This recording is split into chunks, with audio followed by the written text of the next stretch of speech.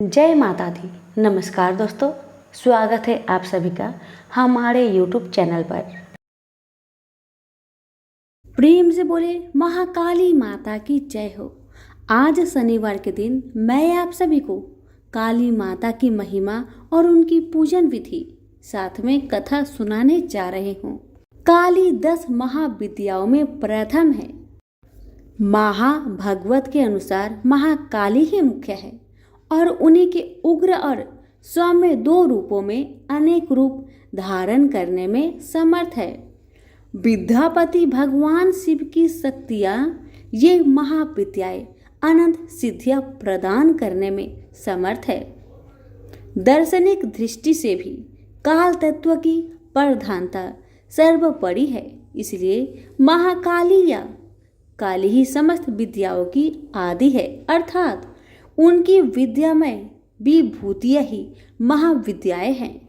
ऐसा लगता है कि महाकाल की प्रियतमा काली ही अपने दक्षिण और वाम रूपों में 10 महाविद्याओं नाम से विख्यात हुई। बृहद नील तंत्र में कहा गया है कि रक्त और कृष्ण भेद से काली ही 2 रूपों में आदि शिष्ट है। कृष्णा का नाम दक्षिणा और रक्त वर्णा का नाम सुंदरी है। माँ काली की व्रत कथा। काली का पुराण में कथा आती है कि एक बार हिमालय पर अवस्थित मतंग मुनि के आश्रम में जाकर देवताओं ने महामाया की स्तुति की। स्तुति से प्रसन्न होकर मतंग वनिता के रूप में भगवती ने शरीर से काले पहाड़ के समान वर्ण वाली एक दिव्य नारी का प्रकट हुआ। उस महातेजस्वी ने स्वयं ही देवताओं की ओर से उत्तर दिया कि ये लोग मेरा ही सतवन कर रहे हैं। वे काजल के समान कृष्णा थी, इसलिए उनका नाम काली पड़ा। दुर्गा सप्तशती के अनुसार एक बार शुभ निशुभ के अत्याचार से व्यतीत होकर देवताओं ने हिमालय पर जाकर देवी सूक्त से देवी की स्तुति की। तब देह से कौशिकी का प्रकट्य हुआ। कौशिकी के अलग होते ही पार्वती का स्वरूप कृष्ण हो गया, जो काली नाम से विख्यात हुआ। माँ काली को नील रूपा होने के कारण तारा भी कहते हैं। नारद 5 रात्र के अनुसार एक बार काली के मन में आया कि वे पुनः गौरी हो जाए। यह सोचकर वे अंदर ध्यान हो गई। शिव जी ने नारद से उनका पता पूछा। नारद जी ने उनसे सेमरू के उत्तर में देवी के प्रत्यक्ष उपस्थित होने की बात कही। शिव जी की प्रेरणा से नारद जी वहां गए। उन्होंने देवी जी से शिव जी के साथ विवाह का प्रस्ताव रखा। प्रस्ताव सुनकर देवी क्रुद्ध हो गई और उनकी देह से एक षोडशी विग्रह प्रकट हुई और उससे छाया विग्रह त्रिपुर भैरवी का प्रकट हुआ। प्रेम से बोलिए महाकाली मैया की जय। अब जानिए महाकाली की उपासना विधि। काली की उपासना में संप्रदायगत भेद है। प्राय 2 रूपों में इनकी उपासना का प्रचलन है। भाव बंधन मोचन में काली की उपासना सर्वोत्कृष्ट कही जाती है। शक्ति साधना के 2 पीठों में काली की उपासना श्याम पीठ पर करने योग्य है। भक्ति मार्ग में तो किसी भी रूप में उन महामाया की उपासना फल प्रदा है, पर सिद्धि के लिए उनकी उपासना वीर भाव से की जाती है।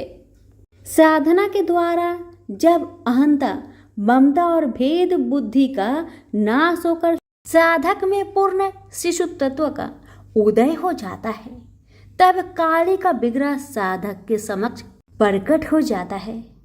उस समय भगवती काली माता की छवि अवर्णीय होती है। काजल के पहाड़ के समान दिग्वसना मुक्त कुंतला स्वर पर आरूढ़ मुंडल माला धारिणी भगवती काली का प्रत्यक्ष दर्शन साधक को कृतार्थ कर देता है। तांत्रिक मार्ग में यद्यपि काली माता की उपासना दीक्षा गम्य है, तथापि अनन्य शरणागति के द्वारा उनकी कृपा किसी को भी प्राप्त हो सकती है। मूर्ति मंत्र अथवा गुरु द्वारा उपदिष्ट किसी भी आधार पर भक्ति भाव से मंत्र जाप, पूजा, होम और पुरस्चरण करने से भगवती काली प्रसन्न हो जाती है। उनकी प्रसन्नता से साधक को सहज ही संपूर्ण अभिष्टों की प्राप्ति हो जाती है। प्रेम से बोलिए महाकाली मैया की जय हो। माता रानी की कृपा सभी भक्तों पर सदा बनी रहे। हिंदू धर्म में माँ काली का प्रमुख स्थान है। काली का अर्थ है समय और काल। ऐसा माना जाता है कि उनकी उत्पत्ति समय और काल पापियों के नाश के लिए हुई थी। समय और काल से कोई भी नहीं बच सकता, यह सभी को निगल जाता है। माता पार्वती ने यह भयानक रूप पापियों के विनाश के लिए धारण किया था। माँ काली पापियों के लिए विनाश है और अपने भक्तों के लिए प्रेम से भरी हुई है। जो भी प्राणी सच्चे मन से माँ की भक्ति करता है, माँ उसे मनोवांछित फल देती है। माँ काली की कथा। एक समय दारुक नाम के पापी असुर ने ब्रह्मा जी को परेशान करने लगा। वह उन पर अत्याचार करने लगा। धार्मिक अनुष्ठान, यज्ञ बंद करवा दिए गए और स्वर्गलोक को चला गया। सभी देवता विचलित होकर ब्रह्मा जी और विष्णु जी के पास सहायता मांगने के लिए चले। ब्रह्मा जी ने बताया कि दारुक का नाश सिर्फ स्त्री के हाथों से हो सकता है। सभी बड़े देवता भी उससे युद्ध में हार चुके थे। अंत में यह निश्चय किया गया कि दारुक का वध भगवान शिव की पत्नी माता पार्वती करेगी। भगवान शिव ने अपना तीसरा नेत्र खोलकर भयानक और प्रचंड महाकाली को जन्म दिया। उनका शरीर काले रंग का था और माँ काली के माथे पर तीसरा नेत्र और चंद्र रेखा भी, उनके हाथों में त्रिशूल और कई प्रकार के अस्त्र शस्त्र थे। महाकाली के प्रचंड रूप को देखकर सभी देवता थर थर कांपने लगे और वहां से भागने लगे।